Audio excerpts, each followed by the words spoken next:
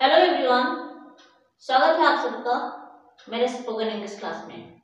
मैं श्रद्धा आपको अपने स्पोकन इंग्लिश क्लास में स्वागत कर रही हूँ। आज से मैं अपना स्पोकन इंग्लिश क्लास का कोर्स का पहला क्लास शुरू करने जा रही हूँ। जैसा कि मेरा पहला टॉपिक है गुड मैनर्स। अगर हम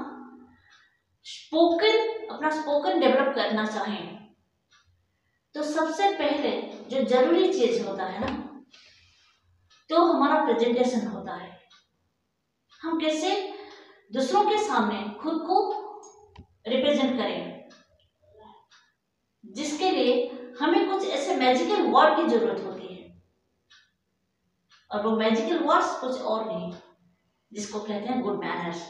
गुड मैनर्स सिर्फ अपने आचरण नहीं, अपने उच्चारण में भी होना चाहिए। और जैसा कि मैंने यहाँ कुछ वर्ड्स लिखे हैं, ऐसा नहीं है कि मैं आपको अल्फाबेट, स्पोकन इंग्लिश क्लास है हमारा, इसमें मैं आपको अल्फाबेट तो नहीं सिखाऊंगी, वर्ड कंपोजिशन भी नहीं सिखाऊंगी, ना ही सेंटेंस फॉर्मेशन सिखाऊंगी, लेकिन हाँ, ये जो कुछ वर्ड्स हैं ये मैजिकल वर्ड्स हैं। ये रिफ्लेक्ट करता है हमारे व्यवहार को, हम कैसे दूसरों के सामने खुद को रिप्रेजेंट करते हैं। पहले जैसा कि लिखा है मैंने प्लीज, नेक्स्ट थैंक्स, फिर वेलकम, देन काइंडली, फिर allow me, then after you, sorry, excuse me, pardon, that's alright, it's my pleasure. So these are some magical words जो कि दूसरों को हमारी तरफ और हमें दूसरों की तरफ आकर्षित करता है। अगर हम अपने व्यवहार से किसी को खुश कर सकते हैं ना, और वो भी हमारे बोलचाल में, तो इससे अच्छा तरीका कम्युनिकेशन का मुझे नहीं लगता कुछ और है। और जिस दौर में हम गुजर रहे हैं, ये होता है डिजिटल का दौर, यानी we are living in a digital era where spoken English is very important. हमें इंग्लिश बोलना बहुत जरूरी है। ऐसा नहीं है कि हम अपना स्टेटस सिंबल दिखाएं किसी को, ऐसा नहीं है हम किसी मॉडर्न सोसाइटी को बिलोंग करते हैं, ना ही ऐसा है कि हम कोई सेलिब्रिटी है, लेकिन फिर भी हम एक आम इंसान होते हुए भी फर्राटेदार इंग्लिश कैसे बोल पाए, बिना डरे, बिना रुके, बिना शर्माए। इसके लिए हमें कुछ रूल्स फॉलो करने चाहिए। मैंने बहुत लोगों को सुना है कि हमने कोशिश तो बहुत की लेकिन नहीं हो पा रहा। क्यों नहीं हो पा रहा? Due to lack of confidence, due to lack of hard work, due to tireless effort. मैं किसी बड़े कॉलेज में नहीं पढ़ी हूँ, मैं इंग्लिश मीडियम स्टूडेंट भी नहीं हूँ, ना ही मैं हाई सोसाइटी को बिलोंग करती हूँ, लेकिन फिर भी फर्राटेदार इंग्लिश बोल पा रही हूँ, लिख पा रही हूँ, अपने वोकैब में मेरा जबरदस्त पकड़ है। Only because of my hard work, my strong will power, my confidence and tireless effort and obedience towards my mentor, जो कि मेरे खुद के बड़े भाई हैं। तो आप भी कर सकते हो। तो चलिए बिना देरी के और without skipping this video, watch till beginning to end. तो पहले हम अपना पहला वर्ड जो प्लीज, इससे शुरू करते हैं। किसी से हमें कुछ चाहिए, जैसे कि सबसे जरूरी चीज होती है ना हमारे लिए आज के लिए, ये होता है कि पेन होता है, एक मार्कर है, लेकिन पेन है। हम कहीं भी जाए, कोई भी काम करे, एक सिग्नेचर के लिए, असाइनमेंट के लिए, कुछ के काम के लिए ना हमें पेन की जरूरत है। पास में नहीं है, किसी और से पूछते हैं, कैसा बोलेंगे, कैसे मांगेंगे, give me your pen? No, this is not the real process. Give me your pen. May I have your pen, please? ये और ज्यादा अच्छा तरीका होता है। May I have your pen, please? May I have your pen, please? Pen, come on. Right? हमें प्यास लग रही है, हमारे बर्तन में पानी खत्म हो गया है, पास वाले के पास पानी है, हम मांगते हैं हमें चाहिए पानी, तो कैसे हम अपील करेंगे? Give me a glass of water. This is not the real process. Please give me the glass of water. Or can you give me water, a glass of water, please? Can you give me a glass of water, please? ऐसा होना चाहिए, ठीक है? Next come to thanks. Thanks. Space नहीं होता है.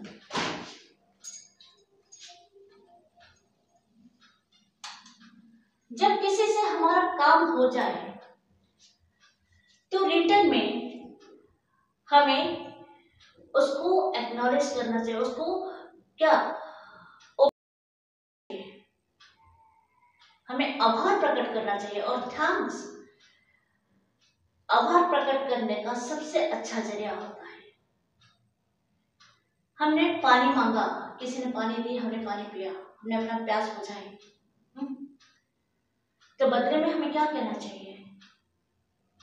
Thank you, thank you very much, या फिर कोई बात नहीं, थैंक्स. और थैंक्स का नेगेटिव सेंस में हम कैसे रिप्रेजेंट करें? सपोज हमने किसी का काम कर दिया और हमें कुछ चीज चाहिए नहीं बदले में, कोई हमें कुछ ऑफर कर रहा है जो कि हमें नहीं चाहिए होता है, उस जगह हम क्या कहेंगे? No thanks, no thanks. It is in negative sense, right? Next welcome. Next third होता है वेलकम. कोई भी काम करने के लिए कोई भी घर में आ रहा है और कोई हमें कुछ किसी चीज के लिए अप्रोच कर रहा है, यस यू वेलकम, या फिर मोस्ट वेलकम, हाँ मुझे मंजूर है, आप आइए मिलकर काम करेंगे, yes you are most welcome, right? बहुत बिल्कुल प्रिसाइजली मैं बता रही हूँ, एलाबोरेटली नहीं बोल रही. नेक्स्ट क्लास में हम हर एक वर्ड का एक क्लास करेंगे. देन काइंडली, एक बहुत ही मैजिकल वर्ड होता है काइंडली. इसका हम नेगेटिव सेंस में यूज कर सकते हैं, पॉजिटिव में भी यूज कर सकते हैं. जब हमें किसी को से कोई चीज चाहिए तो हमारा एक अपील होता है, kindly please give me your pen, kindly may have your seat. और अगर हम किसी से अनॉयड हैं, किसी से नाखुश हैं, किसी के व्यवहार से हम नाखुश हैं, लेकिन हमारा तहजीब इजाजत नहीं देती कि हम उसको कुछ हार्श लैंग्वेज बोले. सपोज कोई हमारी बिल्डिंग में रह रहा है और बहुत डिस्टर्ब कर रहा है, हम उसको कैसे बोलेंगे? एक नेगेटिव सेंस में इसका यूज करेंगे, इस वर्ड को काइंडली को. काइंडली लीव दिस बिल्डिंग, ठीक है? काइंडली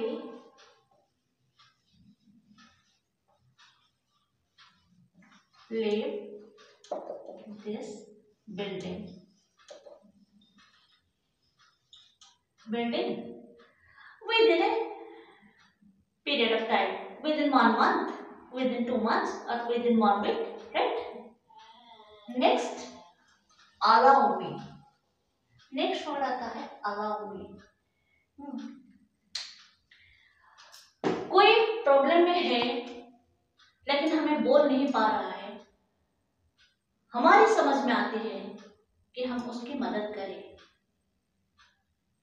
उस जगह हम खुद को रिप्रेजेंट करते हैं उसके सामने. Please allow me to help you, please allow me to cross the road. अगर कोई बड़े बुजुर्ग हो, कोई वृद्ध व्यक्ति हो, crossing the road and the road is busy, in such cases, we can appeal ourselves that sir, please allow me to help you.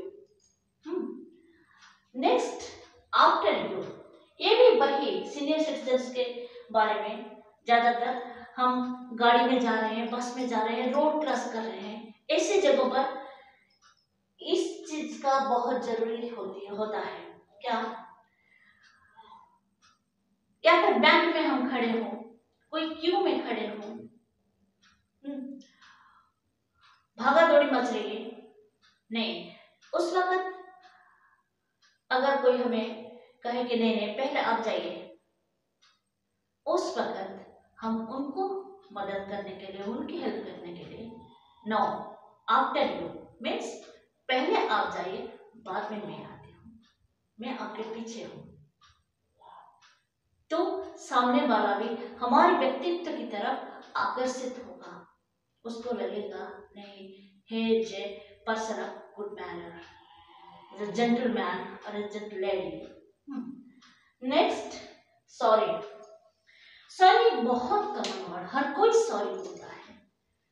हमसे कोई भी गलती हो जाए ना तो हम क्या कहते हैं? Sorry. Next excuse me. Excuse me यानी माफ कीजिएगा, गलती हो जाए या फिर कोई काम रुका पड़ा हो, हमें करना चाहिए, excuse me please let me to do this work fast, right now leave me alone, excuse me at the moment I can't help you because I am busy. in such cases हम ये appeal कर सकते हैं। then pardon, ये एक sorry का एक modified जो फिगर है, ठीक है।